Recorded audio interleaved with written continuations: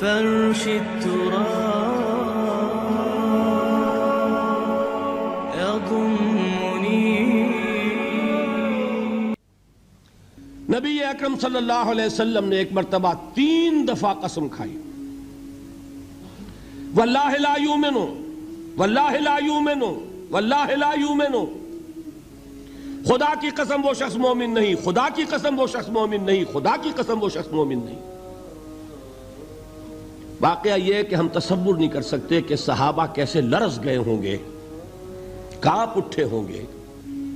کون وہ بدبخت ہے، کون وہ شقی ہے جس کے بارے میں اللہ کے رسول 3 دفعہ قسم کھا کر فرما رہے ہیں کہ وہ صاحب ایمان نہیں. قیل من یا رسول اللہ، کسی نے ڈرتے ڈرتے پوچھا ہوگا اے اللہ کے رسول کس کے بارے میں ارشاد فرما رہے ہیں؟ اب جواب سنیے، الذی لا یامن جارہ بوائقہ، وہ شخص کے جس کی ایذا رسانی کی وجہ سے، جس کی بدخلقی کی وجہ سے اس کا پڑوسی امن میں نہیں ہے. یہ کوئی گناہ کبیرہ ہے؟ آپ کی فہرست میں تو گناہ ہی نہیں، کبیرہ کیا سوال، صغیرہ بھی نہیں. زیادہ آپ یہ کہیں گے کہ ذرا بد اخلاقی ہے، کج خلقی ہے، بس اچھا کردار کا معاملہ نہیں ہے، یہ کہیں گے. گناہ کی فہرست میں نہیں آئے گی بات. کبیرہ بہت بڑی شے ہے، لیکن اس پر اللہ کے رسول نے 3 دفعہ قسم کھائی. ایمان نہیں ہے، ہرگز نہیں ہے، خدا کی قسم نہیں. اب بتائیے ایمان اور عمل علیحدہ ہو جائیں گے کیا؟ یہ ہے مسئلہ جو امام بخاری کے سر پہ ہے. اور سنیے، فرمایا حضرت انس ابن مالک نے، یہ روایت جو میں نے آپ کو ابھی سنائی ہے یہ کوئی ایسی ویسی روایت نہیں ہے، متفق علیہ ہے، بخاری اور مسلم دونوں میں موجود. اس سے اونچا درجہ روایت کا ہے ہی نہیں. راوی کون؟ ابو ہریرہ رضی اللہ تعالی. ان کی والدہ لے کر حاضر ہو گئیں، یہ بچہ حضور آپ کی خدمت میں رہے گا، آپ کی خدمت کرے گا، آپ کے پاس رہے گا. ٹھیک ہے. وہ حضور کے خادم خاص ہے، جیسے ذاتی کوئی ہوتا ہے معاملات میں مدد کرنے والا، خدمت کرنے والا. وہ ہیں انس ابن مالک. چونکہ ان کا تعارف ہو گیا ہے رضی اللہ تعالیٰ عنہ، تو ایک بات پہلے اور سنا دوں. جو بچہ اپنے اس بچپن سے لے کر 9 برس کی عمر تھی جب آئے حضور کے پاس، انتقال کے وقت عمر کتنی ہوگی؟ 19 برس. 10 برس حضور کی خدمت میں رہے.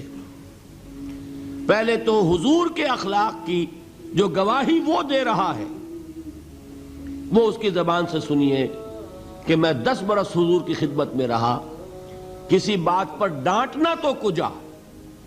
حضور نے کبھی مجھ سے یہ بھی نہیں فرمایا کہ اے انس تم نے وہ کام کیوں نہیں کیا. یہ ہے ایک آقا کی حیثیت سے محمد الرسول اللہ صلی اللہ علیہ وسلم کا اخلاق. اگر نہیں کیا خود کر لیا، کوئی ڈانٹ ڈپٹ نہیں. حالانکہ بچے ہیں، بچوں کو ویسے بھی ڈانٹ ڈپٹ دیا جاتا ہے، لیکن نہیں. اب ان صحابی کی ایک گواہی سنیے. قلما خطبنا رسول اللہ صلی اللہ علیہ وسلم الا قال، فرماتے ہیں کہ شاذ ہی کبھی ایسا ہوا ہوگا کہ حضور نے کبھی خطبہ ارشاد فرمایا ہو اور اس میں یہ الفاظ نہ ہو. الفاظ سمجھ رہے؟ جب بھی خطبہ دیتے تھے آپ یہ الفاظ ضرور فرماتے تھے. شاذ کبھی رہ جائے تو رہ جائے. قلما خطبنا رسول اللہ صلی اللہ علیہ وسلم الا قال، کیا فرمایا؟ لا ایمان لمن لا امانت لہ ولا دین لمن لا عہد لہ. جس شخص میں امانت داری نہیں اس کا کوئی ایمان نہیں، جس میں ایفاء عہد نہیں اس کا کوئی دین نہیں. بنا پھرتا ہو وہ دیندار، بنا پھرتا ہو وہ صاحب ایمان اور امتی حضور کا. امانت داری نہیں تو ایمان نہیں، ایفاء عہد نہیں تو دین. کس کا فرمان ہے؟ کسی آج کے زمانے کے مفتی کی بات نہ سمجھ لیجئے گا کہ جس کو آسانی سے آپ چاہیں تو رد کر دیں. یہ محمد الرسول اللہ صلی اللہ علیہ وسلم کا فرمان. اور سنیے، پھر ایک متفق علیہ روایت بخاری اور مسلم کی، راوی پھر کون ہے؟ ابو ہریرہ رضی اللہ تعالیٰ عنہ فرماتے حضور نے ارشاد فرمایا لا یزنی الزانی حین یزنی وہو مومن ولا یسرق السارق حین یسرق وہو مومن ولا یشرب الخمر حین یشرب وہو مومن۔ کوئی زانی حالت ایمان میں زنا نہیں کرتا۔ کیسے ممکن ہے؟ ایمان ہو اور زنا ہو جائے، پھر وہ ایمان دھیلے کا ہوا؟ کیا قدر و قیمت اس ایمان کی؟ وہ تو اٹھا کر پھینک دینے کی چیز ہے۔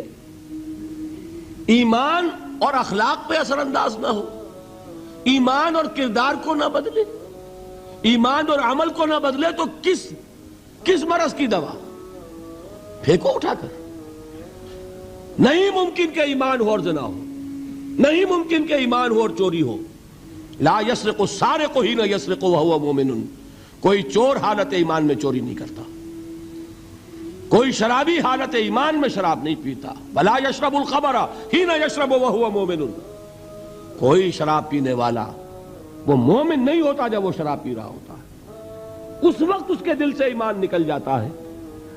اب دیکھیے یہاں کیا میں نے کل بتایا تھا نا، مغالطے کیا ہو گئے؟